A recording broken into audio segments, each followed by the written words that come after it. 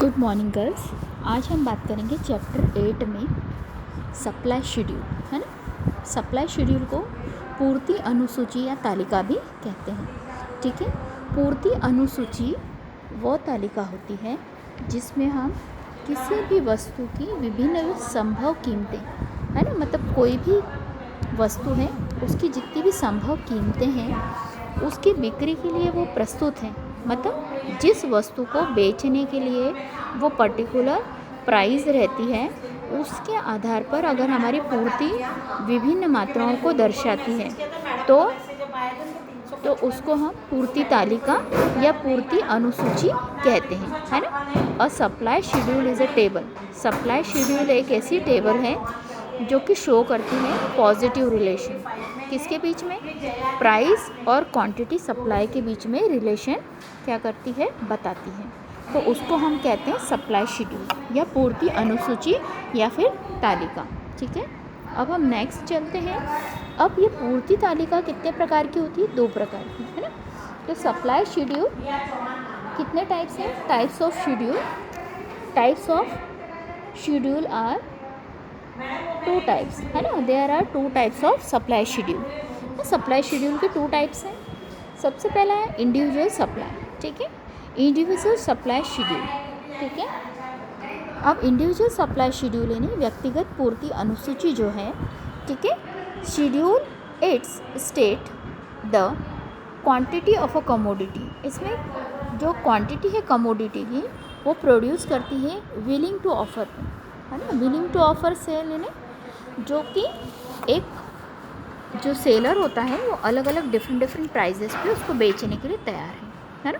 मतलब एक फर्म जो है विभिन्न कीमतों पर वस्तु की जितनी मात्रा बेचने के लिए तैयार रहती है उसी को हम व्यक्तिगत पूर्ति अनुसूची कहते हैं। मतलब वो उस कीमत पे कहाँ पर कितना माल बेचने को तैयार है। तो ये किस में आता है? इंडिविजुअल पूर्ति में आता है।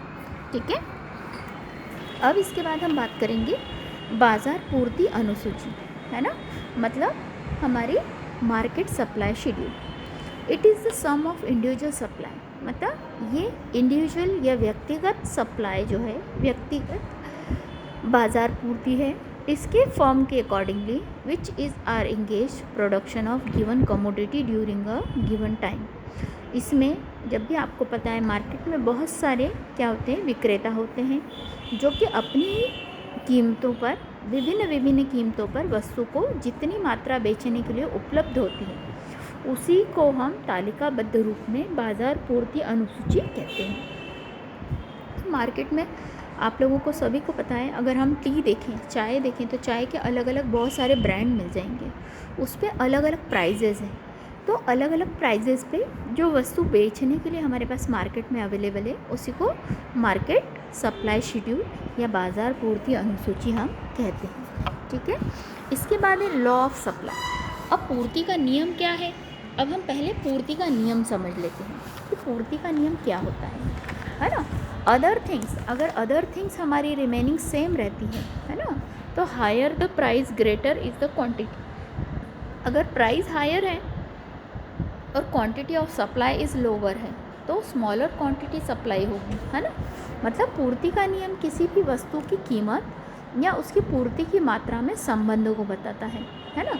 मतलब बाकी चीज़ें स्थिर रहने पर हमको वस्तु की सेवा या कीमत में उसकी जो भी वृद्धि हो रही है ना, उससे उसकी कीमत में होने वाली उसकी पूर्ति में कमी आती है। तो ये सीधे क्या बता रहा है, हमको पूर्ति का नियम बता रहा है कि भाई अगर हमारी मांग अगर ज़्यादा है ना, तो मांग अगर ज़्यादा रहेगा तो निश्चित सी बात है कि हमको पूर्ति, अगर हमारी पूर्ति कम है ना, और मांग ज़्यादा हो रही है हमारे पास में तो कीमतें बढ़ जाएंगी। और अगर मांग हमारी कम है और पूर्ति अधिक है तो वैसे ही वस्तुओं की कीमतें क्या हो जाएंगी, कम हो जाएंगी। ठीक है, तो ये होता है हमारा पूर्ति का नियम। ठीक, अब पूर्ति के नियम को हम डायग्राम के थ्रू समझ लेते हैं। सबसे पहले हमारा सप्लाई शेड्यूल है। देखिए इसमें हमको पर यूनिट कॉस्ट दे रखी है 1 2 3 4 5, है ना। ये हमारी प्राइस दे रखी है पर यूनिट कि अगर 1 यूनिट खरीदते हो तो 1, 2 यूनिट खरीदते तो 2 रुपये, और इनकी सप्लाई दे रखी है कि एक यूनिट में एक सप्लाई है हमारी, 2 रुपये पर 2 यूनिट है, 3 रुपये पर 3, 4 रुपये पर 4 यूनिट है, 5 रुपये पर 5 यूनिट, ऐसी हमारी हो गई सप्लाई। अब हम सप्लाई कर्व की बात कर लें, यानी पूर्ति वक्र। अब पूर्ति वक्र देखिए कैसे चलेगा, एक्स एक्सिस से वाई एक्सिस की तरफ जाएगा, नीचे के इसको हम एक्स एक्सिस कहेंगे और ये ऊपर जो स्लीपिंग लाइन है वो एक्स एक्सिस कहलाएगी और स्टैंडिंग लाइन वाई एक्सिस कहलाएगी। ठीक है, अब देखिए यहाँ पर हमारा ये हमारी एस से एस ये पॉइंट क्या है, हमारी सप्लाई कर्व है। ठीक है, अब देखिए ये तो हमारी हो गई कितनी है, ये ओपी हमारी क्या है, हमारी क्वांटिटी और प्राइस दे रखी है। ठीक है, अब इससे अगर कम होती है तो निश्चित सी बात है हमारी क्वांटिटी कम होगी तो प्राइस कम हो जाएगी, और अगर क्वांटिटी बढ़ती है तो प्राइस भी हमारी क्या हो जाएगी, बढ़ जाएगी। तो इस तरीके से ये हमारा पूर्ति शेड्यूल काम करता है। अब इसके बाद हम बात करेंगे assumption of the law of supply. अब एजम्पशन क्या क्या है, सबसे पहला है मतलब पूर्ति के नियम की मान्यताएं। पहली मान्यता है नो चेंज इन प्राइस, है ना, इसकी प्राइस में कोई भी परिवर्तन नहीं होता है, मतलब कीमतें अपरिवर्तित होती हैं, मतलब उत्पादन के या फैक्टर ऑफ प्रोडक्शन है उनकी प्राइजेस कैसी होगी, उसमें कोई चेंज नहीं आएगा। ठीक है, सबसे पहली मान्यता तो हमारी यही है। देन फैक्टर ऑफ प्रोडक्शन, अब हमारे जो उत्पादन के साधन हैं, है ना, उत्पादन के साधनों में क्या होगा, जब मूल्यों में परिवर्तन नहीं हो रहा है तो क्रेताओं और विक्रेताओं की आय में भी परिवर्तन नहीं होगा।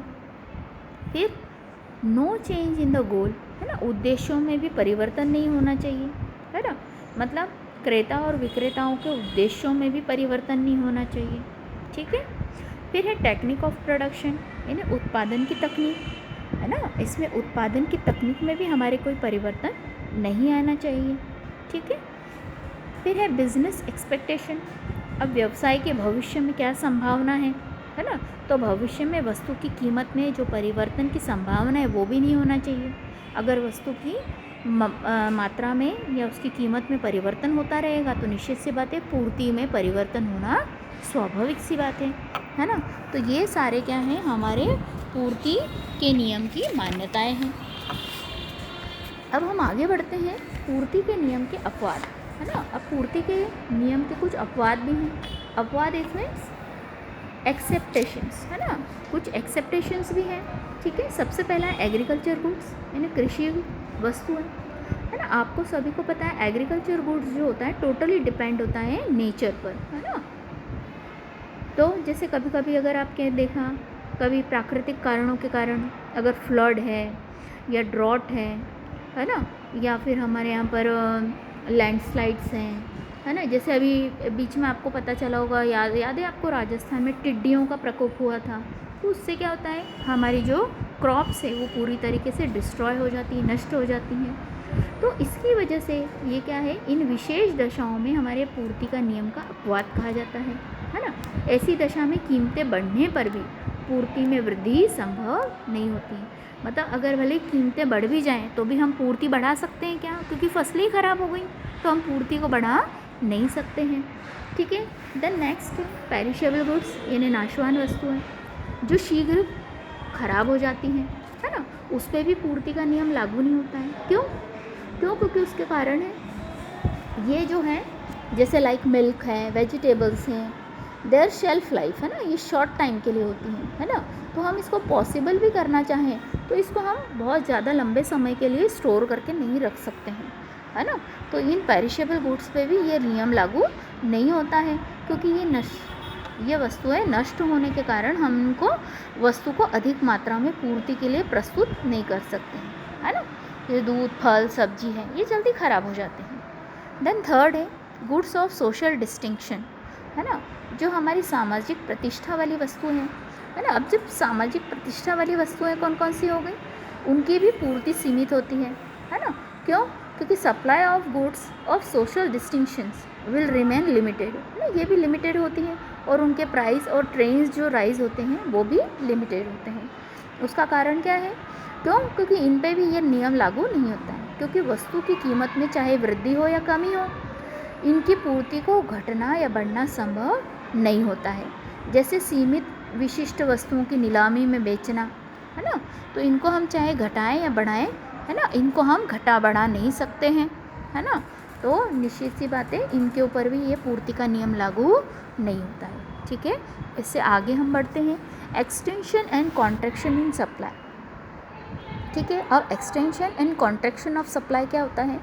व्हेन चेंज इन क्वांटिटी, है ना, जब हमारी क्वांटिटी में सप्लाई चेंज होती है किसी पर्टिकुलर एक कमोडिटी के लिए due to change of its prices, है ना, प्राइजेस के कारण अगर इसमें कोई चेंजेस आता है ना, मतलब वस्तु की पूर्ति की मात्रा में हमारी बाकी रिमेनिंग जो चीज़ें हैं वो स्थिर हैं, तो वह भी वस्तु की कीमत में अगर परिवर्तन आ रहा है ना, तो बाकी के जो फैक्टर्स हैं वो कांस्टेंट है, स्थिर हैं, तो उसके लिए हम क्या कहेंगे? उसको कहेंगे हम एक्सटेंशन और कॉन्ट्रैक्शन इन सप्लाई। मतलब उसको हम पूर्ति में विस्तार या संकुचन कहते हैं, है ना, कि अन्य तत्व हमारे सारे स्थिर हैं, है ना, फिर भी हमारी क्या हो रही है? वस्तु की कीमत में परिवर्तन हो रहा है ना, तो हम उसको क्या कहेंगे? पूर्ति का विस्तार या पूर्ति का संकुचन। ठीक है, अब हम सबसे पहले पढ़ेंगे एक्सटेंशन इन सप्लाई। ठीक है, एक्सटेंशन इन सप्लाई मतलब होता है पूर्ति में विस्तार, है ना। पूर्ति में विस्तार कैसे होगा? अदर थिंग्स रिमेनिंग सेम, अगर अन्य बातें समान हैं तो quantity supplied of a commodity, अगर हम वस्तु की सप्लाई यानी वस्तु की पूर्ति को किसी इंक्रीज करते हैं with a rise of its own price, उसकी ओन प्राइस पर, तो कॉल्ड एक्सटेंशन इन सप्लाई। इसको हम क्या कहेंगे? पूर्ति का विस्तार कहेंगे। ठीक है, इसको हम एक डायग्राम के थ्रू समझ लेते हैं। ये देखिए टेबल देखिए, हमारी x हमारी प्राइस है पर यूनिट के अकॉर्डिंगली और y हमारी सप्लाई है। ठीक है, supply of x in units, है ना। अब देखिए हमारा ये स्लिपिंग लाइन जो है हमारी x एक्सिस कहलाती है और स्टैंडिंग लाइन हमारी y एक्सिस। ठीक है, अब इसमें देखिए हमारा जब 2 रुपये कीमत है तो हमारी क्वांटिटी हम सप्लाई कितनी हो रही है? 1, पर जब 8 रुपये है तो हमारी कितनी हो रही है? क्वांटिटी 4 हो रही है, जब हम यूनिट कितनी 4 इस्तेमाल कर रहे हैं। इसका मतलब क्या हुआ कि अन्य बातें सभी स्थिर रहने पर भी हमारी अगर पूर्ति में क्या हो रहा है? वृद्धि हो रही है, वस्तु की कीमत में वृद्धि हो रही है और उससे हमारी पूर्ति में भी वृद्धि हो रही है ना, तो क्या कहलाएगा ये? एक्सटेंशन इन सप्लाई यानी पूर्ति में विस्तार। ठीक है, फिर है कॉन्ट्रैक्शन इन सप्लाई। अब कॉन्ट्रैक्शन इन सप्लाई क्या होता है कि जब भी अदर थिंग्स रिमेनिंग सेम मतलब अदर थिंग्स सेम रहने पर क्वांटिटी सप्लाई किसी कमोडिटी की डिक्रीज़ होती है। मतलब पूर्ति में विस्तार के ठीक विपरीत अगर हम देखें तो अन्य बातें अगर समान रहने पर वस्तु की कीमत में अगर कमी आ रही है तो ना decrease with its own price, है ना, उसकी ओन प्राइस में तो मात्रा में उसकी पूर्ति में भी क्या आ जाएगी? कमी आ जाएगी, और इसी को हम पूर्ति का संकुचन कहते हैं। ठीक है, मतलब ठीक क्या होगा कि हमारी कीमत में भी कमी हो रही है और पूर्ति में भी कमी आ रही है। ठीक है, तो ये हमारा क्या कहलाएगा? पूर्ति में संकुचन। ठीक है, इसको हम डायग्राम के थ्रू समझ लेते हैं। देखिए टेबल, प्राइस दे रखी है हमको x, ठीक है, पर यूनिट 6 और 2, और सप्लाई देखिए हमारी सप्लाई दे रखी 5 और 2। जब 6 रुपये प्राइस थी तो हमको सप्लाई कितनी हो रही थी? 5 यूनिट सप्लाई कर रहे थे हम, और 2 हैं तो हमारी 2 हो गई। ठीक है, अब ये देखिए 2 पर हमारी 2 सप्लाई हो रही है और यहाँ 6 पर हमने 4 यूनिट को 5 यूनिट को हमने सप्लाई किया। ये देखिए डायग्राम थोड़ा सा तिरछा हो गया, ये 5 पर आएगी। ठीक है, इसका मतलब क्या हुआ कि हमारी ये सप्लाई शेड्यूल कैसे काम करेगा? कॉन्ट्रैक्शन, इसको कहेंगे पूर्ति, है ना, कॉन्ट्रैक्शन इन सप्लाई यानी पूर्ति में संकुचन, इसको हम कहेंगे। तो यहाँ पर हमारे वीडियो को हम यहीं क्लोज करते हैं। आगे इस टॉपिक को हम आगे कंटिन्यू करेंगे नेक्स्ट वीडियो में। ठीक है, तो थैंक यू गर्ल्स।